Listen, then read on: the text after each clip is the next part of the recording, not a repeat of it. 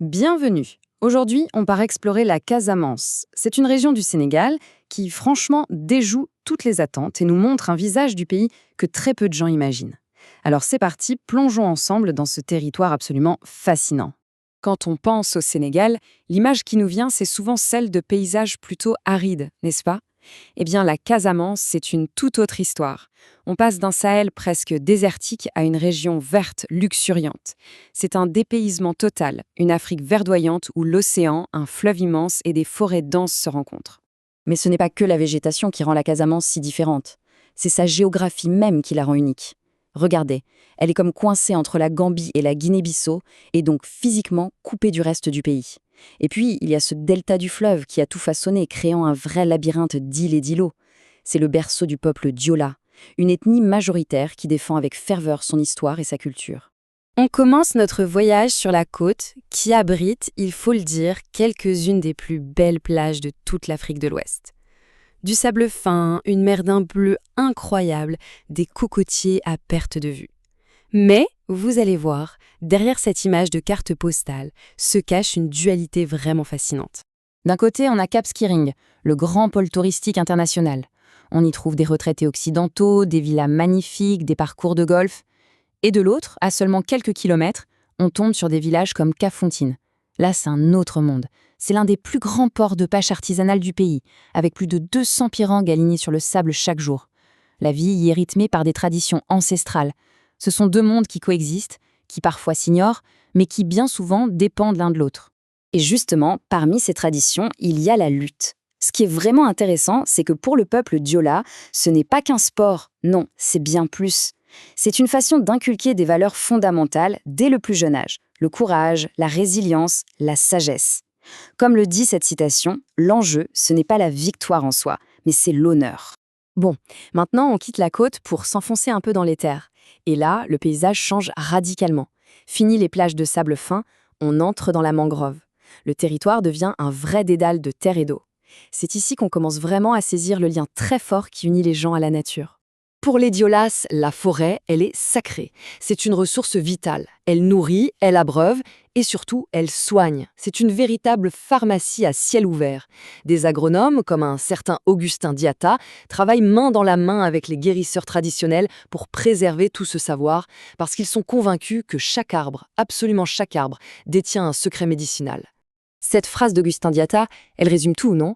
La forêt, ce n'est pas juste un décor. Elle est au cœur de la survie, du bien-être de toute la communauté. Ce respect profond pour la nature, ce n'est pas un choix, c'est une pure nécessité.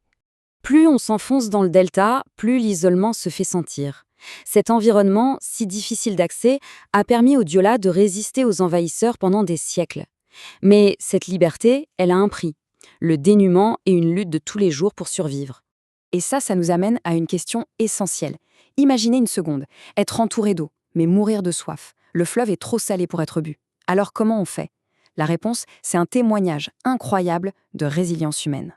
Sur l'île de Loubaline, par exemple, la source d'eau douce la plus proche se trouve à 7 km. 7 km en pirogue, rien que pour l'aller. Chaque voyage est une véritable expédition. Au total, ça représente 6 heures de trajet, 6 heures à ramer, aller et retour, pour remplir quelques jarres d'eau. C'est une épreuve physique absolument harassante qu'il faut répéter encore et encore, plusieurs fois par semaine, pendant les 8 longs mois de la saison sèche. Et parfois, malgré tous ces efforts, le pire arrive. Lors d'un voyage, une jarre précieuse, pleine d'eau, se brise sur le chemin du retour. La réaction de la femme est juste stupéfiante de calme et d'acceptation. Cette petite phrase, dans sa simplicité, elle illustre à la perfection la force et la résilience de ces communautés face à l'adversité. Mais la résilience, c'est aussi l'ingéniosité. Face à ce manque d'eau, les Diola ont développé une solution architecturale unique, la case à impluvium. Le principe est génial. Le toit est conçu comme un immense entonnoir qui va collecter la moindre goutte de pluie et la stocker dans un bassin, au centre même de la maison. C'est une pure merveille d'adaptation à son environnement. Cette même ingéniosité, on la retrouve dans la manière dont la Casamance pense son avenir, notamment à travers une forme de tourisme assez unique qui est entièrement centrée sur la communauté et sur le partage. Le modèle du campement villageois, qui est né ici dans les années 70 pour lutter contre l'exode rural, en est le parfait exemple. L'idée est toute simple, c'est le village lui-même qui construit et qui gère les hébergements. Les visiteurs ne sont pas dans un hôtel aseptisé. Non, ils partagent la vie des habitants. Et le point le plus important, c'est que les bénéfices sont directement réinvestis dans la communauté pour construire une école ou financer un dispensaire. On termine notre périple à Ziguinchor, la capitale de la région. Cet ancien comptoir portugais, puis français, c'est un véritable carrefour culturel. Une société hybride, un mélange fascinant d'influences qui a donné naissance à une identité plurielle, marquée par une valeur fondamentale, la tolérance. L'historien Noussisset l'exprime à merveille. À Ziguinchor, peut-être plus qu'ailleurs, les barrières religieuses tombent. Ce n'est pas du tout rare de trouver, au sein d'une même famille, des chrétiens et des musulmans qui vivent en parfaite harmonie. C'est un exemple de coexistence vraiment puissant. Au final, la Casamance offre bien plus que des paysages sublimes. Elle propose un modèle de résilience, d'ingéniosité, de développement communautaire. Alors la question se pose. Ce tourisme basé sur l'échange authentique, sur le bénéfice mutuel, n'est-ce pas une source d'inspiration pour l'avenir du voyage? C'est une réflexion qui, je pense, mérite d'être menée.